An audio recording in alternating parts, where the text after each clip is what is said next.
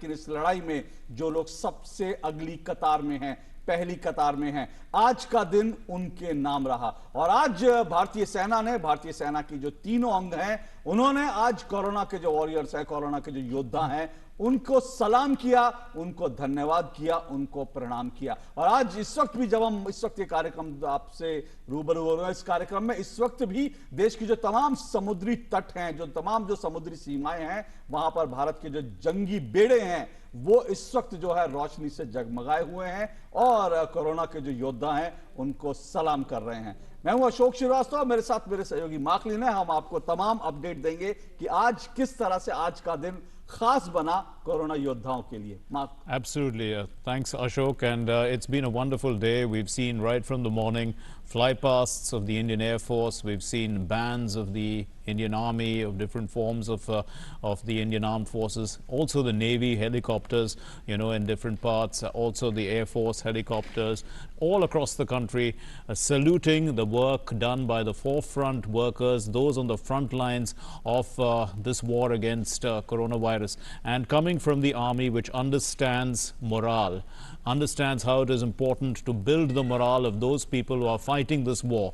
And it's extremely important, and we can see, you know, at the finale of all this today, ships, as Ashok was saying, of the Indian Navy in the coasts around our country, all of them illuminated, sending out a proper and an honorable salute to all those who are at the forefront of this fight. The doctors, the nurses, and all the healthcare workers. Ashok, yeah. बिल्कुल। तो आज जो कुछ हुआ दिन में, जो mark ने आपको बताया किस तरह से आज फ्लाई पास्ट हुआ और किस तरह से जो तमाम हॉस्पिटल से जहां कोरोना के मरीजों का इलाज हो रहा था, वहां किस तरह से पुष्प की बौछार की गई भारतीय वायुसेना के जो चॉपर्स थे उनके द्वारा, किस तरह से सेना का बैंड दिन भर बजा उनके सम्मान में, जो कोरोना से इस युद्ध में सबसे आगे हैं। उसका हम तमाम अपडेट आपको देंगे, पूरे देश से दिखाएंगे कि पूरा देश कैसे आज एकजुट दिखा और कैसे पूरा देश एक साथ खड़े होकर कोरोना योद्धाओं को सलाम कर रहा था। ये सब आपको दिखाएंगे, लेकिन शुरुआत करते हैं, इस वक्त नजर डाल लेते हैं तमाम इस वक्त की सुर्खियों पर। कोरोना की जंग में सबसे आगे खड़े योद्धाओं का तीनों सेनाओं ने जताया आभार।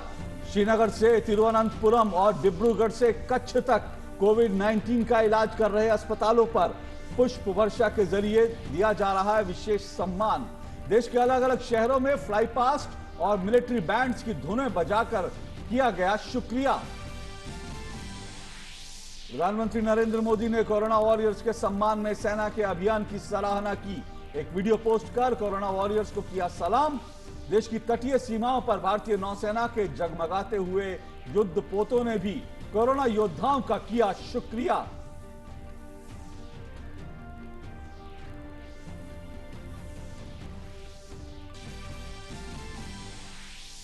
कश्मीर के हंदवाड़ा में एक गांव में हुई आतंकवादियों के साथ मुठभेड़ में 2 आतंकी ढेर, एक कर्नल, एक मेजर, जम्मू कश्मीर पुलिस के एक सब इंस्पेक्टर समेत 5 सुरक्षाकर्मी शहीद। प्रधानमंत्री नरेंद्र मोदी ने भी शहीदों के परिजनों के प्रति संवेदना जताई। कहा, शहीदों के बलिदान को कभी भुलाया नहीं जा सकता। प्रधानमंत्री नरेंद्र मोदी ने बैठक कर वित्तीय क्षेत्र पर की चर्चा। प्रधानमंत्री ने कोविड-19 के चलते वित्तीय स्थायित्व को सुनिश्चित करने के तरीकों और साधनों पर किया विचार विमर्श।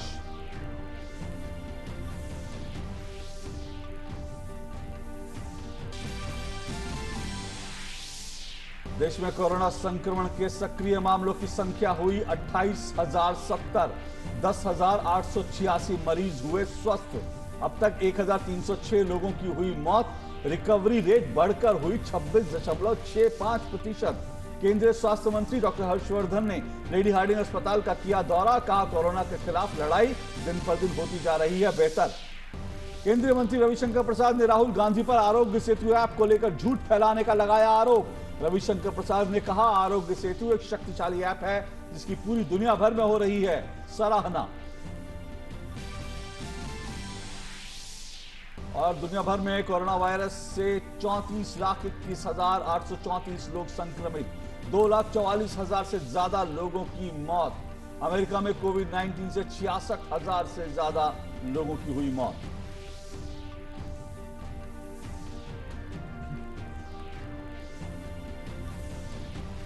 तो तो ये थी सुर्खियां और मार्क, आज का दिन वास्तव में जो कोरोना योद्धा उनके लिए आज बहुत फख्र का दिन होगा। लगातार 2 महीने हो गए कि तमाम कोरोना योद्धा जो हमारे फ्रंट लाइन वॉरियर्स हैं, चाहे इसमें हम स्वास्थ्य कर्मियों की बात करें, सफाई कर्मियों या पुलिस कर्मियों की बात करें, ये लोग बिना थके बिना रुके कोरोना से लड़ रहे हैं तमाम खतरों। And the results are there for everyone to see also, because if you look at, in fact, the program that was being done just before we came onto the air, they showed a comparison also of the number of cases in India, how we have maintained it at 30,000 level, while in other countries it's gone well past 2.5 or 3 lakhs when it was at the same level about 2 months ago. बिल्कुल, माँ की आंकड़े बता रहे हैं कि corona योद्धा जो हैं दरअसल वो कितना शानदार तरीके से काम कर रहे हैं, और इसीलिए आज उनको सलाम करने का, आज उनको प्रणाम करने का दिन था। तो कोरोना महामारी के खिलाफ जंग में फ्रंट लाइन पर जो मोर्चा संभाल रहे डॉक्टरों, सफाई कर्मियों, चिकित्सा सहायकों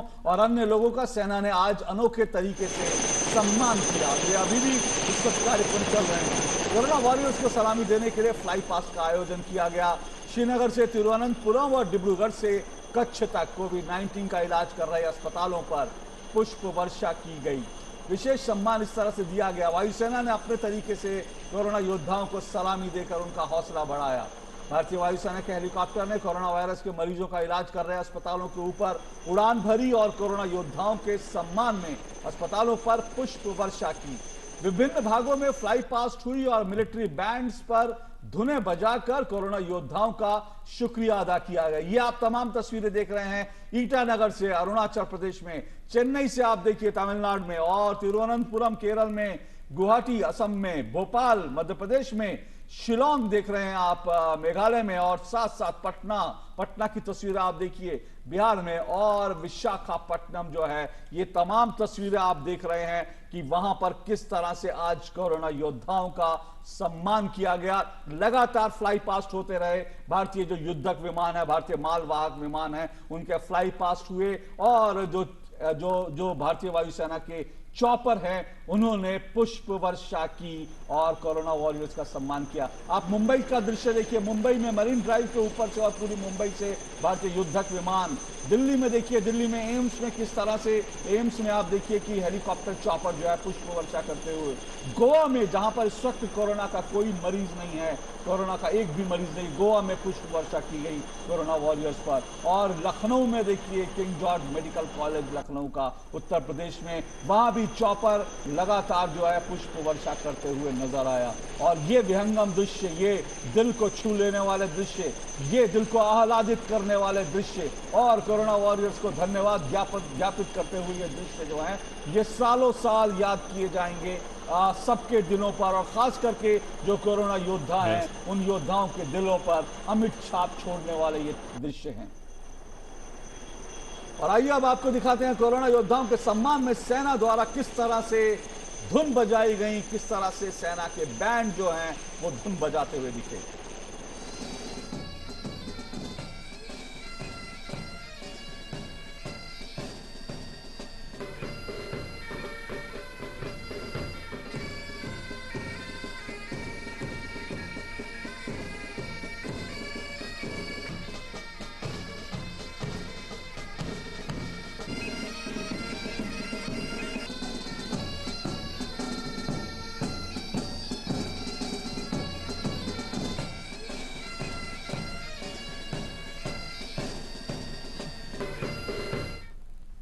And the Chief of Defence Staff, General Bipin Rawat, on Friday had announced that the 3 services will carry out a series of activities to thank the Corona warriors.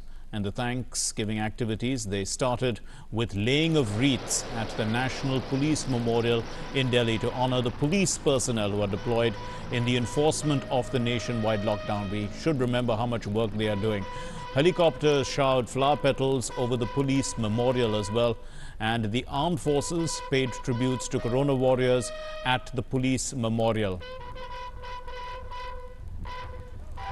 So Ashok, we can clearly see that, the police have played a very important role on the streets because if it was not for them, the lockdown would not have been maintained. To maintain the lockdown, you need the police to to keep the lockdown in place. बिल्कुल mark, और सिर्फ lockdown में नियमों का पालन कराने में तो भूमिका रही, लेकिन लॉकडाउन में लोगों की जरूरतें जो हैं, लोगों को कोई परेशानी ना हो, उसको हमने देखा कि पुलिस का एक नया चेहरा, एक नया रूप देश ने देखा। किसी बच्चे का जन्मदिन है, किसी कोई वृद्ध अकेला घर में रह रहा है, पुलिसकर्मी वहां पर जा रहे हैं, हैप्पी बर्थडे की धुन बजाते हुए केक लेकर जा रहे हैं। आप सोचिए, पुलिसकर्मी एक वृद्ध के घर, अब हमने देखा चंडीगढ़ में, हमने देखा कि एक दृश्य जहां पर एक वृद्ध जो घर में अकेले रह रहे थे और उनके पास महिला पुलिसकर्मी केक लेकर पहुंचती हैं, उनको हैप्पी बर्थडे करती हैं। वो जो वृद्ध हैं, उनकी आंखों से झरझर आंसू बहने लगते हैं, वो खुशी के मारे रोने लगते हैं कि देखिए पुलिसकर्मी किस तरह से उनका ख्याल रख रहे हैं। दिल्ली में, उत्तर प्रदेश में लोगों को दवा की जरूरत पड़ी, लोगों ने एक ट्वीट किया और ट्वीट पर लोगों के घर दवा पहुंची। किसी को खाना नहीं मिल रहा था, कोई मजदूर फंसा हुआ था, लोगों ने जानकारी दी, पुलिसकर्मी वहां पर पका हुआ भोजन लेकर पहुंचे, अनाज लेकर, राशन लेकर पहुंचे। तो पुलिस ने इस पूरी युद्ध में जिस तरह की भूमिका निभाई है, वो पुलिस का एक और मानवीय चेहरा जो है वो देश को, दुनिया को दिखा। Absolutely, it was a human face, definitely, because they did not in any way, show any excessive force. They were more persuading people to stay at home. They were dressed as, corona viruses in a sense, trying to persuade people. They started street plays. That was the kind of attitude. Yamraj, एक पुलिसकर्मी मैं देख रहा था कि एक पुलिसकर्मी यमराज की ड्रेस पहन रखी थी और गली में घूम रहा था कि देखिए मैं यमराज हूं, अगर आप घर से बाहर निकलेंगे तो मैं उठा कर ले जाऊंगा। एक यूनिक तरीके के साथ, अलग अलग तरीकों के साथ पुलिसकर्मियों ने जो भूमिका निभाई। और हमें इस बीच ये भी नहीं भूलना चाहिए कि पुलिसकर्मियों, डॉक्टर्स पर इस बीच उन पर कई जगह पर पथराव भी हुए हैं। कई जगह पर पंजाब में हमने देखा कि एक पुलिसकर्मी जो है, उनका हाथ जो है काट दिया गया। अच्छी बात यह, संतोष की बात यह है कि जो प्लास्टिक सर्जरी से उनका हाथ जो है एक बार फिर से जो है ठीक हो गया, ये अच्छी बात है। लेकिन इस तरह की तमाम चुनौतियों का सामना इन कोरोना योद्धाओं को पिछले 2 महीनों में करना पड़ा है। और अब चलिए तटीय सीमाओं की बात करते हैं। देश की तटीय सीमाओं पर जल सेना, भारतीय जल सेना ने कोरोना योद्धाओं को विशेष तरीके से सम्मान दिया है। जल सेना के युद्ध पोतों को रोशनी से जगमगा दिया गया और इस तरह से कोरोना योद्धाओं का शुक्रिया अदा किया गया। ये आप दृश्य देखिए जो आप देख रहे हैं, केरल, तमिलनाडु, महाराष्ट्र की तटीय सीमा पर भारतीय जो युद्धक विमान, युद्धपोत हैं, जल सेना के युद्धपोतों ने आतिशबाजी के साथ, लाइटिंग के माध्यम से जो कोरोना योद्धा हैं उनका धन्यवाद किया है, उनका शुक्रिया अदा किया है। ये आप दृश्य देखिए, विहंगम दृश्य आप देख रहे हैं, सागर में भारतीय युद्धपोत जो हैं रोशनी से जगमगाए हुए। Very beautiful sight of naval vessels being lit up, and we can see, it looks a floating movement of lights. बिल्कुल, ये चेन्नई के दृश्य हैं। देखिए चेन्नई में भी भारतीय जो युद्धपोत हैं वो रोशनी से जगमगाए हुए नजर आए। चेन्नई के दृश्य हैं और इस वक्त ये दृश्य जो है रात 11:59 तक जो है इसी तरह से ये युद्धपोत जो हैं जो तटीय सीमा है वहां पर इस तरह से रोशनी से जगमगाते हुए नजर आएंगे। शाम 7 बजे सिलसिला शुरू हुआ था। शाम 7 बजे से लेकर के रात को 11:59 तक इसी तरह से ये जगमगाएंगे। मुंबई के दृश्य आप देख रहे हैं। मुंबई में देखिए गेटवे ऑफ इंडिया के पास किस तरह का विहंगम दृश्य है, किस तरह से रोशनी से जगमगाए हुए हैं भारतीय युद्धपोत और कोरोना योद्धाओं का सम्मान करने के लिए। कुछ आतिशबाजी भी आपको यहाँ पर दिख रही है। ये आतिशबाजी भी इस तरह से हो रही है। इस तरह के दृश्य जब कभी समुद्र में होते हैं, समुद्र तट पर होते हैं, तो पूरी भीड़ वहां पर जमा हो जाती है।